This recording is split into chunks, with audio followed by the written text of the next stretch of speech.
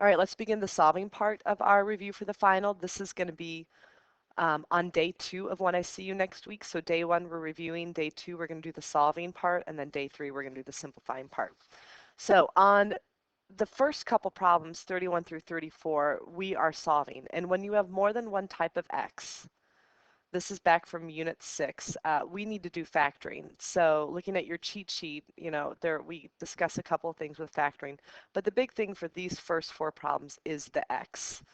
So, and you got to make sure that your problems are in standard form. So 31 is good to go. I'm going to go ahead and make my x for the factoring. And remember, we take a times c. That number goes here, and my b goes here. And now I want to know what are my factors of 21 that get me to 10. They are 3 and 7. So from there, you can set up your 2 sets of parentheses. And you're going to ask yourself, what makes them turn into 0? And -3 and -7. So those are my 2 answers for number 31. All right, 32. On 32, again, I want to, actually, I'm sorry. First here, I need to get everything on one side. So what I need to do is I need to have the -2x squared and the 36 move to the other side because you really want this x squared to be positive. So I'm going to add 2x squared to the 10x squared. It becomes 12x squared. And then I'm going to move the 36 over by subtracting. And since there's nothing to join it, this is what I'm writing now. Now, one thing that can make any problem easier to work with is, we talked about, is there anything you can take out of it to make it easier to work with? I mean, you can work with the 12, the 3, and the 36, but it would be much easier if you notice that you can take a 3 out of everything. So that's what I'm going to do now. I'm going to take a 3 out of the 12x squared. I'm going to take the 3 out of the the 3x, and I'm going to take the 3 out of the 36. And then from here, what I would want to do is, again, I want to try to factor. So what are factors of -48 that get me to -1? And whether I'm using the factor program or the factor tree, there are not going to be any factors. So this is where we need to use our quadratic formula, which is on your cheat sheet. So this isn't going to work. And the quadratic formula says I should take the opposite of b. So b right now, well, let's go through. A is 4, b is -1, and c is the -12. I should take the opposite of b, so 1, and then plus or minus. And then inside my square root, I should square the b. So -1 squared is 1. Be careful of that on your calculator. It might tell you -1. And then -4 times a times c, which is a -12. I'm going to add the opposite here, and then all of it's divided by 2 times a, which is 4. So 2 times 4, I'm just going to go ahead and make it 8. So now what I'm going to do is clean up what's inside my square root. So when I clean up what's inside my square root, I have the 1 plus or minus on the outside. -4 times 4 times -12, that's going to be 192. And then when I take that 192 and I add it to the 1, I get 193. And then I'm going to divide that by my 8. And now I'm going to, you could leave your answer like this if you wanted to, but if you want to turn it into a decimal, what I would suggest is take the numerator, 1 plus the square root of 193, hit enter, and then divide it by 8. So you're going to get 1.86, and then do 1 minus the square root of 193, hit enter, and then take that and divide it by 8, and you're going to get -1.61, and that's with rounding. So those are the answers I'm going to write down. Again, you may, if you want, just leave it in that 1 plus or minus square root of 193 over 8 if you'd like, but those are the answers there. All right, so looking at the answer key, the printed, I have a QF there because that stands for quadratic formula. All right, 33 is also not quite ready to go. I need to get it into standard form. So I need to move the 1 over. And again, I could try to factor. A times c, 1 times -1 is -1, and I put a 4 here. And there are no factors of -1 that will get me to 4. So again, I can do the quadratic formula. Or you could do completing the square. This is a good one for completing the square. Let's complete the square on this one. If you look at the printed answer key, I will show you the quadratic formula version of this. But to complete the square, I would actually move the 1 back to where it was. And I put that blank. And now I'm going to take b, I'm going to cut it in half, which is 2, and then I'm going to square it, and that's 4. And that 4 is what's going to go on both blanks here. And now what's on the left side, I can factor that. I can ask myself, what are the factors of 4 that get me to 4? And they're 2 and 2.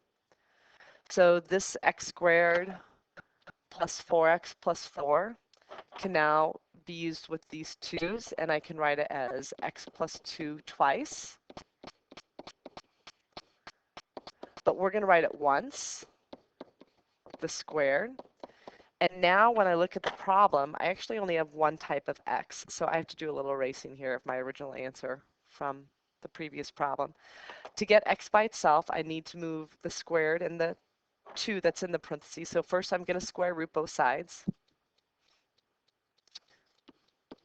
So the square root of that is x plus 2. The square root of 1 is just plus or minus 1. And now to get x by itself, oops, I'm sorry, back up. I didn't realize on the, I have to make a correction. On this 1 plus 4, I should have turned that into 5, and I never did that. So let me fix those 5's here. Okay, so I'm still going to square root, and then I'm going to, when I take the square root of x plus 2, I'll get this x plus 2, and then I'm going to take the square root of 5, which you can leave as the square root of 5. You could turn it into its decimal. That doesn't matter. The square root of 5 is a decimal. Let's say you want to go for the decimal answer, is about 2.2 rounded. But remember, when you take the square root, we don't know if they use plus or minus. We have to do both. And now I'm going to subtract 2. And so at this point, I really have two problems. I have x plus 2 with the positive 2.2, and I have x plus 2 with the negative 2.2. So in either problem, I'm going to subtract 2. So on this one, I'm left with 0.2. And on the other one, when I subtract 2, I'm going to get negative 4.2. So these would be the two answers. Now on the printed answer key, I have a little bit more because I did round the decimal. So on the printed answer key, I actually have the decimals go just a little bit further past. But again, if you want to see the quadratic formula version of that, you should look at the printed answer key. All right, let's go to number 34. So on 34, again, I need for you to factor. So, or try to factor first. So I'm going to take 2 times negative 7, which is negative 14. I'm going to put the negative 13 here. And there are factors of negative 14 that will get me to negative 13. 1 and 14 first. They'll both get me to 14, and they'll both get me to 13. And then I need one of them to be negative. So if I make the 14 negative, now when I multiply 1 and negative 14, I get the negative 14 on top. And when I add them, I get the negative 13 at the bottom. So I'm going to use those numbers, but here you can't go straight to the parentheses because there's a number here. You have to rewrite them. To rewrite it. So what I'm doing is I'm just taking this negative 13x that's here and I'm replacing it with this because that's still negative 13x. But now what I can do is I can group them. I can do the first two and I can do the last two. So in the first set, I can take an x out and I'm left with 2x plus 1. And when I go to the second set, and I also need 2x plus 1 because they have to match, I'll have to ask myself, what am I taking out of the negative 14x plus negative 7 to get this 2x plus 1? I'm taking out a negative 7. So now I have my two sets of parentheses. They are x minus 7, the stuff on the outside, and the matching set for the other one. And now when I ask myself what makes this 0, it's 7. That's easy to see. If you can't see what makes the 2x plus 1 become 0, set it equal to 0 and solve. So I'm going to subtract 1, and then I'm going to divide by 2. So my two answers are 7 and negative 1/2. All right, continuing right along, 35. 35 only has one type of x. I just need to get the x by itself, so I need to move the cubed root and the 4 to the other side. So the first thing I'm going to do is subtract 4. So that's going to give me a negative 2 over here. And now to get rid of the cube root, you do the opposite, which is cube it. So I'm going to cube this whole side, which just makes it x, because the cube and the cube root cancel each other out. And then I'm going to cube this side. When you type this in, it's always a good idea to wrap that number in parentheses, just in case. So when you're done, your answer here is negative 8. All right, let's move to the next one. So on 36, I need to solve for x, and I can't get to the x that's inside that square root until the square root's gone. So that's the first thing I'm going to deal with, is getting rid of the square root. So I'm going to square this whole side to undo the square root, and then I'm going to square this whole side. So the left side you guys will be fine with. The square root and the square will cancel each other out, and I'm left with 5x plus 1. The mistake's going to happen on the other side because we want to just distribute the squared in, which you can't do. When there's addition and subtraction inside those parentheses, addition and subtraction is very picky. What I really need to do is take x minus 4 times x minus 4 twice. That's what that squared means. So if I FOIL that, I'm going to get x squared.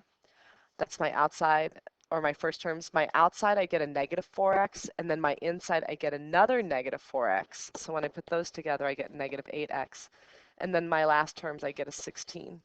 And now if you look at the problem, you're kind of back at where you were with the first problem. We've got more than one type of x. You got to get all the x's to one side. So I'm going to have the 5x join the negative 8x, and the 1 join the 16.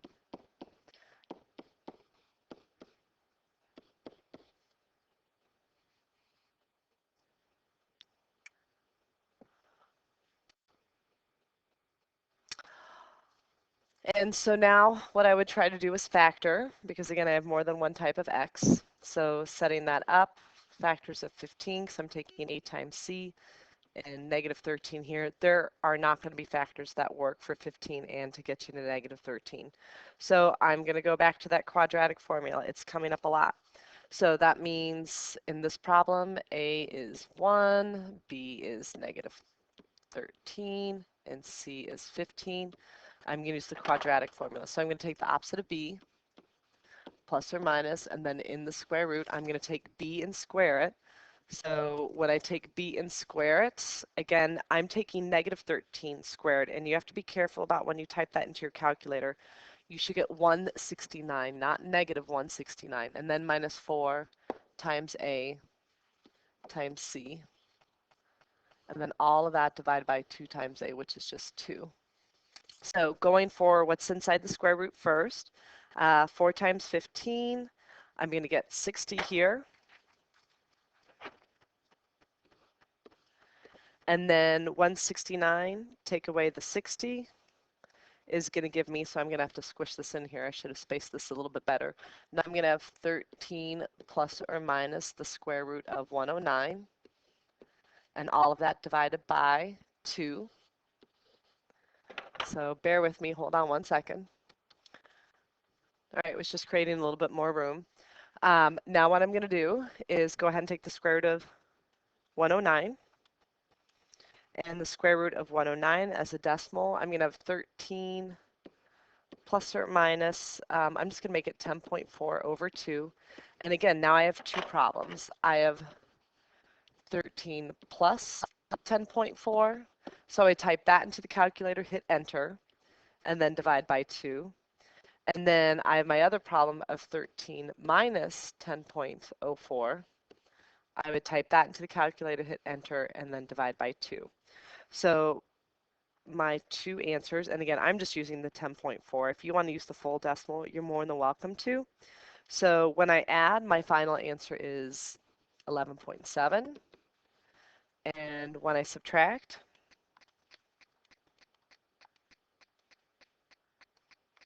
my final answer is 1.3.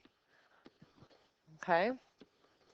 All right, let's finish up with the bottom two, 37 and 38. 37 and 38, I have one type of x, just get the x by itself. So on 37, I have quite a bit of work to move. I need to move the 2, the 1, the 2/3 exponent, the 4, and again, solving for x, I'm going to work backwards in the order of operations. So first I'm going to move the 4. I'm going to move it by adding it to the other side. And now I'm going to move the 2. I'm going to divide by 2 because it's being multiplied. And now what I'm going to do is to get rid of the 2/3 power, I'm going to take it to the 3/2 power. So when I take it to the 3/2 power, that makes the 2/3 power cancel out, so I'm just left with x plus 1. And then I'm going to take the other one to the 3/2 power.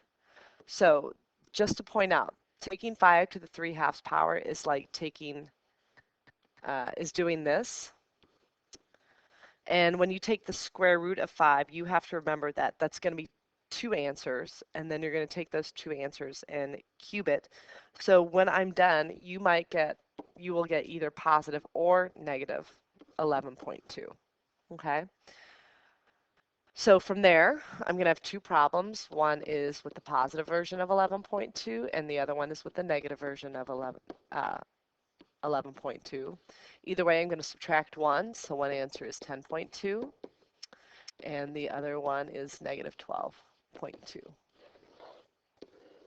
So that's 37. All right, 38. To get x by itself, I just need to move the 4, the 3, and the 5. There is no exponent, so I can go straight to dividing by 4 first.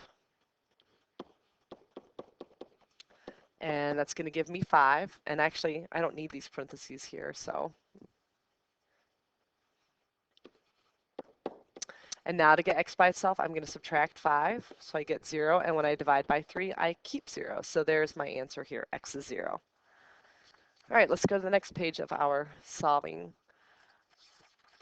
Okay, so for the next page of the solving, we are still working with solving for x. So on 39, you can factor this, but you can also just solve for this, meaning getting x by itself. If you want to factor it, then you would look at your shortcuts and you would use the factoring shortcut. And the factoring shortcut says that you take the cubed root of x cubed, which is x. You take the cubed root of 125, which is 5. And then you make a short set and a long set of parentheses. And then following the shortcut, I should add those numbers, the x and the 5. And then in my long set, I should square the x and then subtract the 2 multiplied and then add the 5 being squared. And then you can ask yourself, what's going to turn this into 0? Negative 5, so that's the answer. And then from the longer set of parentheses, you always get 2 imaginary answers. Now, in this problem, since there is just one type of x, the other thing you could do is just get x by itself. So move the 125 over. And now to get rid of the cube, you're going to cube root both sides. So I'd cube root this side, and then I'd cube root this side. And the cube root of negative 125 is the negative 5. So either way here.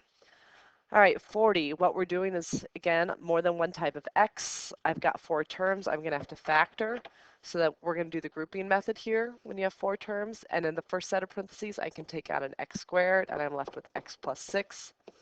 When I go to the second set and I also need x plus 6, I will be taking a 7 out of there.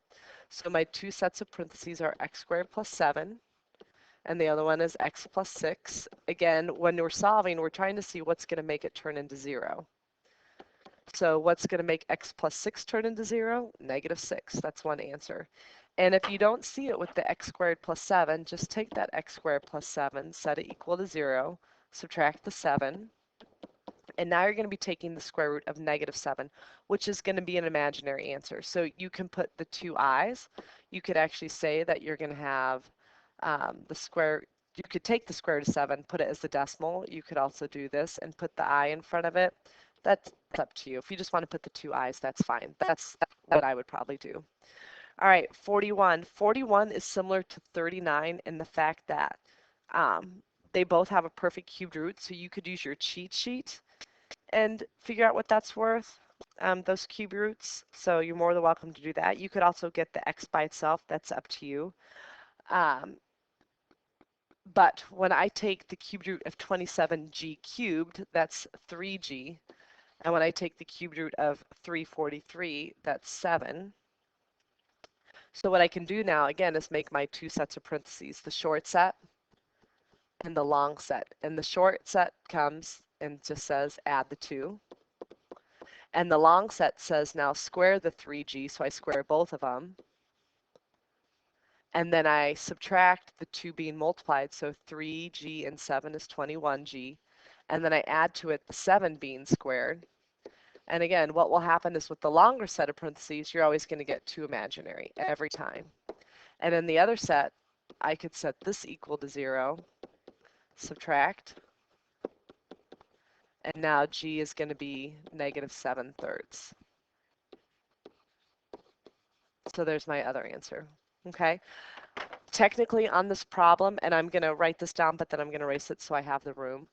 If I wanted to, since there is just one type of the variable, I'm going to be erasing this again in just a second, is I could get the g by itself by moving the 27, the cubed, and the 343 to the other side. So first I would move the 343 through subtracting. Then I would divide by 27. And then I could take the cube root of both sides. And when you take the cube root of negative 343, that's the negative 7 that you see here. And when you take the cube root of 27, that's the 3 that you get there. So just another way that you could solve that problem. All right, let's keep working on the rest. So I'll erase this stuff in just a second. Let's go to 42.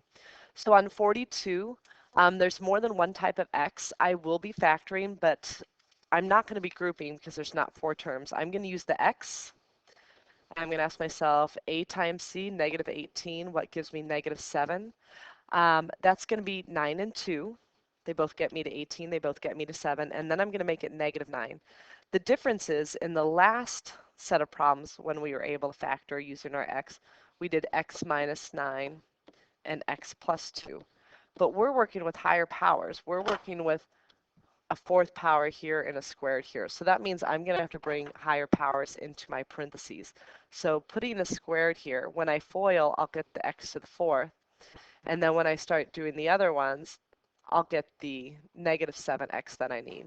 So now I can start asking myself what turns them into 0. So what turns x squared minus 9 equal to 0? Well, I can just move the 9 over, take the square root of 9, and get positive negative 3. So there's one answer. And I can do the same for the 2. I can set that equal to 0, subtract the 2, and then take the square root, which is just going to give me imaginary answers. So I'll just put 2 i's here. Or to be a better answer, you could actually take the square root of 2, which is positive, negative, I think it's like 1.4, maybe 1.2, I don't have a calculator here, and then put the I with it. That's up to you though. So 43 is going to be the same way, so I need to erase my work over here so I have a place to write. So on 43, I'm going to do the same thing. I'm going to set up my x. And what are the factors of negative 20? That's taking a times c, that give me 1. 5 and 4 will get me to 20, they'll get me to 1. And I'm going to make the 4 negative so that when I multiply the 5 and the negative 4, I get the negative 20, and then when I add them, I get the 1. But again, because it's higher powers, I'll do x squared plus 5 and x squared minus 4. And what's going to turn the x squared plus 5 into 0? Well, again, I can set it equal to 0. I can see that I'm going to have to subtract 5. So I'll be taking the square root of a negative number. So again, if you want to take that square root of 5, if you want to turn it into a decimal, you're more than welcome to do that. Or you could just put 2 i's. But if you want to go ahead, you could. The better answer would be to put positive negative 2.23 with the i's, or just put the i's again. And then when I set the x squared minus 4 equal to 0, and I add the 4, now when I take the square root, I'll get the plus or minus 2. So there's my other answer. All right. Okay, I know this is getting really squished on here. Sorry about that, guys. I'm going to make a little bit more room so I can do 44. Hold on. All right, so I've made some room for 44. So this big white space, I'm going to use it. The first thing I'm going to do on 44 is get everything to one side because there's more than one type of variable. So I'm doing that here. I'm going to subtract the 8 over. And since there's 4 terms, I'm going to group. And in the first, I can take out a 9 and an m. So I'm left with m squared. Oops, and I forgot my squared here. So I'm going to take out an m squared. Sorry, I didn't rewrite the original problem earlier. I can take out a 9m squared, so I'm going to be left with m plus 2.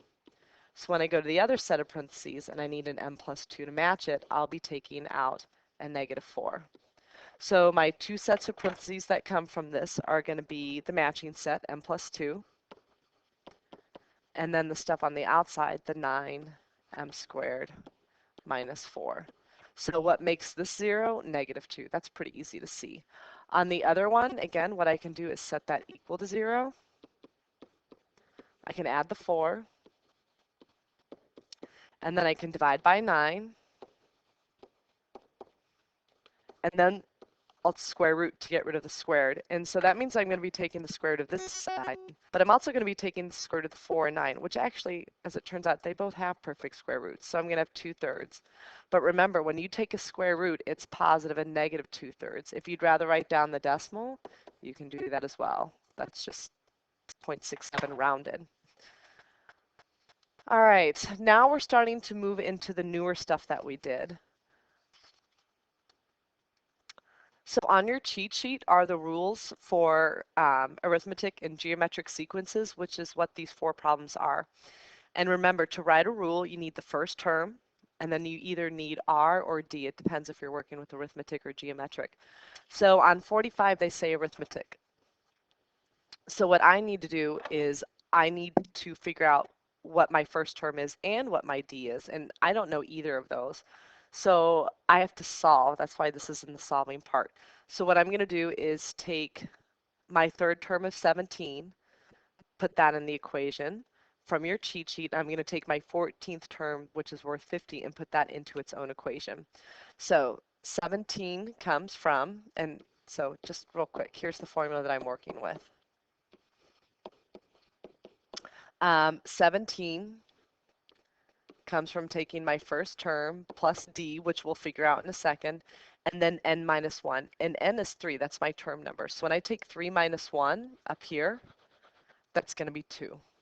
And then I'm going to do the same. I'm going to do this for the 14th term. So 50 comes from the first term plus D. And then again with n minus 1, n is 14, so 14 minus 1 is 13. And now what I'm going to do is, this is a system of equations. So what I'm going to do is turn one of these into negative, so multiply everything by -1, and now I'm going to add them up. So my 15 and my -17, when I add them up, I'm going to get 33. My A's will go away, and then when I add up my D, sorry, I get 11D. So when I'm done, my D is 3. So far I've solved for the D. Now I have to solve for my first term. And the way to do that is to take your D and put it into one of the original equations that we worked with, either this one or this one. So I'll just put it into this one. Whoops. I'll put it into this one. So when I do that, I'm going to have 50 equals A plus 13 times D. So which is 3, that's 39. And now to get A by itself, I'm going to subtract the 39, and then I get my first term of 11. All right, so now that you have your first term, now that I have my first term and that I have D, I can use the original rule that I wrote. To find any term now, I can take the first term and I can add D with n minus 1. And then it's the 2 steps that we've talked about. I'm going to distribute the 3, and then I'm going to combine my like terms. And so here's my rule, 3n plus 8. So that was a lot of work, and this is not an easy problem to get through. Okay. All right, next one. Write the rule for the geometric sequence. And I'm going to actually have to say, guys, we're going to take this problem out because we did not talk about this, not in Algebra 2. So Algebra 2, good news, if I didn't already tell you, take out 46. We didn't talk about that. Let's go to 47 and 48. So again, I'm asked to write the rule. On 47, this is geometric, and the way I know that is because they give me R. And to write a rule for the geometric here, looking at your cheat sheet, this is the formula we would be using. To write a rule, we need the first term and we need R. So we already have R, so I could start my answer. I don't know the first term, so I could leave it for now, times R to n minus 1. Now the way to find your first term is to take the fact that you do know the third term. You know that it's worth -12 and put that in here. So negative 12 comes from the first term with r, which we know, to the n minus 1. And n is this 3. So 3 minus 1 is 2. So now what I can do is square the 3. Now to get the a by itself, I'll divide by the 9. So negative 12 ninths. You could turn this, whoops, this is supposed to be an a. You can turn that into a fraction. You can turn that into a decimal. If you simplify the fraction, you're going to get negative 4/3. As a decimal, it's negative 1.33. Let's say we put 2 3s. So now I can take this first term and I can go and put it back into my equation. And I think it's actually easier just to write the fraction. So I'm going to leave it like that. All right, 48. Again, I need to write a rule. This is going to be arithmetic, and I know that because they gave me D. So again, to write a rule, I need the first term in D. I only know the 14th term, so I'm going to have to find the first term. So I'll use the original formula that I wrote down, and that is just to find any term, which we know that the 14th term is 9. So 9 comes from the first term plus D, which they gave us. And then n, well, n is the 14. So 14 minus 1 is 13. So a little cleanup. Whoops. And now to get D by itself, I'm going to subtract the 26. And when I do that, I get negative 17. So now that I have the first term and I have D, I can find any term. So to find any term, I take the first term plus D with n minus 1. I'm going to distribute. And then I'm going to combine my like terms. So when I'm done, my rule is to find any term, it's 2n plus negative 19. Okay? All right, now we are getting into our log section. So the first thing I'm going to do on this section is I'm going to look through it and I'm going to see where do I have a constant, because that means I'm going to have to loop. So I'm going to go through and put my L just like we did. Constant, constant, constant, constant, constant, and that's it. So before I can loop, it's got to be just the log. So in this problem, there's the log. That's just the log. This is just the base and the exponent. Good to go. Here's the base and the exponent. I'm going to have to move the 3. On 55, this is the log, so I'm going to have to move the 7 and the 3. So let's go through and actually tackle all of those problems first, and then we'll get the ones that don't have a constant. So the first thing I'm going to do on 49 is this is ready to loop. And it's going to loop into an exponent, not back into a log. And the bell's going to ring here in a moment, so just be aware of that. So I start with the base, and it goes 3 to the 4th power equals x. So I have 3 to the 4th power equals x. So I just need, what's 3 to the 4th power? It's 81, and there's your answer. All right, let's go to 51. Now this is a log, and I'm going to loop this into an exponent, but it's probably easier to loop if you rewrite it like this. So I'm going to go ahead and loop. E to the 4th power equals 8x. Well, e to the 4th power as a decimal, and I'm just going to round this here to 54. Let's say 54.6. And now to get x by itself, I'm going to divide by 8. And we really should be going to a further decimal place than that, but that's okay. So when I'm done, I'm going to have 6.825, which I'll write all of that down. So there's my answer here. All right, let's move to 52. So this one starts out as an exponent. When I loop it, I will loop it into a log. So there's the word log, and it goes 3 log base 3 of 10 equals x. And again, most of your calculators can type this in. If they can't, remember, you can use this change of base formula. You just have to remember to close the parentheses. When you're done, log 10 over log 3, or if you're able to type in log base 3 of 10, that is worth, either way, 2.1, and that's your x. All right, 54. On 54, I can't loop 54 until the 3 is gone. So I'm going to have to move the 3 to the other side by adding. So that gives me 14. And now I'm ready to loop it into a log. So there's the log. Goes 4, then the 14. and that will equal to x. And again, most of you have a calculator that can do that. If you don't, then use the change of base formula that looks like this. Don't forget to close your parentheses after that 14. But log base 4 of 14, either way of how you type it in, that's worth 1.9. So that's your answer. All right, our last looping problem is I need to loop it, but I have to move the 3 and the 7 first. I'm going to move the addition subtraction away first. So I'm going to move the 3 by adding it. That's going to give me 18. And now I'm going to move the 7 by dividing it. And I'm just going to leave it as the fraction. And now I'm ready to loop it. It's a log. I'm going to loop it into an exponent. So it's going to go 5 to this 18 over 7 as an exponent equals x. So at this point, it's just a matter of you typing that in correctly into your calculator. And when you do, you should get 62.7. All right, let's take a look at the problems that didn't have a constant. So starting with 50, there's no constant, so I just need one log on one side, one on the other. It's like that, so I can just ignore the logs and then just have this basic algebra problem to solve. So I'll have the 2x join the 3x, so there's your answer, 5. 53, there's no constant. So what I need to do is find the base using my exponent table, which is on the cheat sheet, that have both a 3 and a 9. And the base of 3 works for both 3 and 9. This doesn't have to change. I'll just leave it like that. But what I want to try to do here is to change the 9 into a base of 3.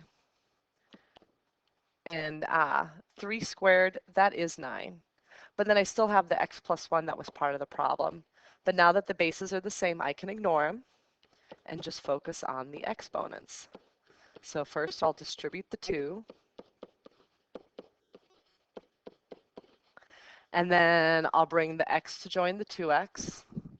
And I'll bring the 2 to join the 2. So when you're done, your answer is actually just 0. All right, let's take a look at 56. So if, again, on 56, there's no constant, so I need to find the base that works for both 216 and 16. And what I need to remember is that the only thing that made that into a fraction was a negative exponent. And when I look at my exponent table, what's a common base between the 6 and the 216? Well, 6 works. 6 to the negative 1 makes that 1/6. And 6 to the third power makes the 216. But then I have to remember the original part to the problem, that this had a 3x plus 2, and this had a 4x. And now that the bases are the same, you can ignore them and just focus on the exponents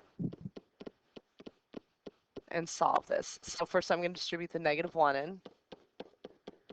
I'm going to multiply the 3 and the 4x, and now I'm going to start bringing everything together. I'm going to add 3x to the other side, and then I'm going to divide by 6. So when I'm done, my answer is 15 over negative 6. You could simplify that and make that 5 over negative 2, or as the decimal, if you want, negative 2.5.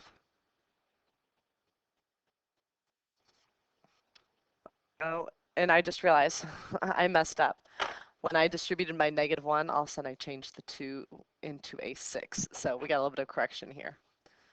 All right, so now what I will do is divide by negative 2. So my answer is actually, let's fix this, 15 over negative 2, which as a decimal is negative 7.5. Sorry about that.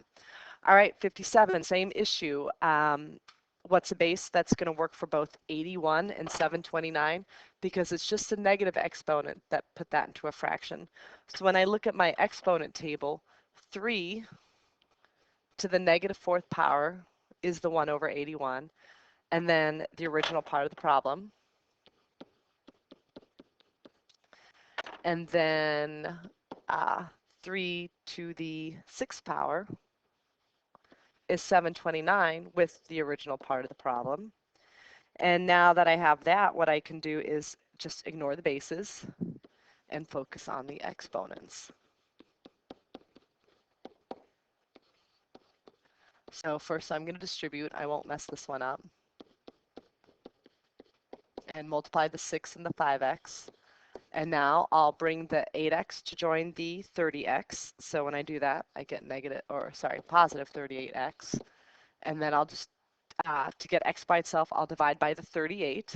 So when I'm done, I can have negative 4 over 38 as an answer. I could simplify that fraction and I could make it negative 2 over, sorry, I paused for the bell, negative 2 over 19. Or you could put the decimal, that's up to you. So either or on that one. All right, let's finish this one up. So these are your toughest problems because, oh, and 58 had a constant. We should have looped here. So we'll do that one last. So on 59, since there's no constant, I need 1 log on one side, 1 log on the other. So you need to condense the side. So ignoring the logs and keeping the stuff in parentheses, this addition is going to turn into multiplication. And that means I'm going to have to FOIL x plus 2 and x minus 3. So the expectation is you guys know how to FOIL this. There's x squared. I get negative 3x and 2x, which is negative x, and 2 and negative 3 is negative 6. Then I'm going to bring the log back. Now, just to point out, you don't see it, but this base is 10. But since there's 1 log on one side and 1 log on the other side, I can now cross off the logs. And I can focus on what's left. So how do I solve for this? Well, I have more than one type of x, so I have to bring everything to one side. The x will join the negative x, and the 29 will join the negative 6. And then I'm going to factor. What are my factors of negative 35 that get you to negative 2?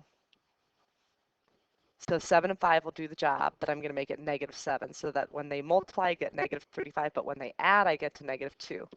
So now I can set up my parentheses. And the two things that make my parentheses 0 are 7 and negative 5. So there's your answer.